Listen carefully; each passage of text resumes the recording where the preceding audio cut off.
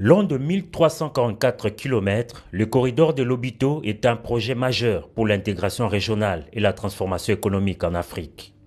Les enjeux de ce projet pharaonique, qui devra permettre de réduire considérablement les délais de transport de minerais critiques, essentiels pour la transition énergétique mondiale, sont au cœur d'une multilatérale ce mercredi 4 décembre 2024 à Lobito entre les dirigeants africains et le président américain.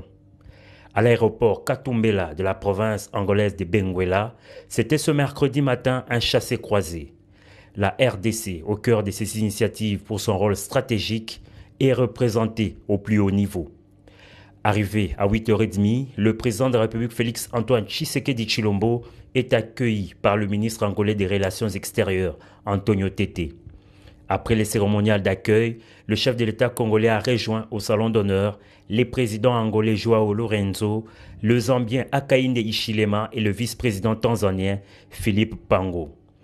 À l'arrivée, quelques minutes après du président américain, première visite officielle en Afrique, tous les chefs d'État ont pris la direction du terminal du port de Lobito dans le centre-ville. Protocole millimétré, Joe Biden et ses homologues africains ont visité en quelques minutes ces ports situés sur la côte ouest de l'Afrique.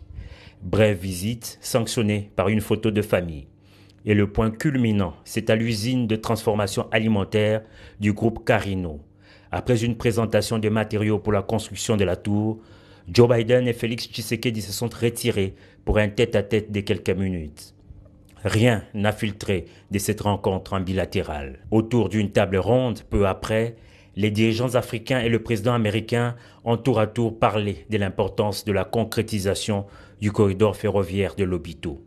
Le président congolais Félix Tshisekedi a pour sa part souligné que le corridor de Lobito permettra de valoriser localement le cuivre et le cobalt, essentiels à la transition énergétique mondiale, tout en stimulant l'industrialisation et la compétitivité de la RDC. Par la même occasion, le chef de l'État a placé un mot sur la situation sécuritaire dans l'est de la RDC.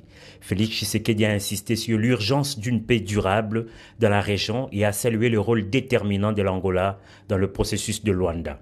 Cette rencontre historique de Benguela, la dernière pour le président américain sortant, entre dans les annales après la signature en octobre 2023 d'un protocole d'accord entre les États-Unis d'Amérique, la Commission européenne, l'Angola et la Zambie pour la rénovation et la reconstruction de l'artère ferroviaire du corridor de Lobito.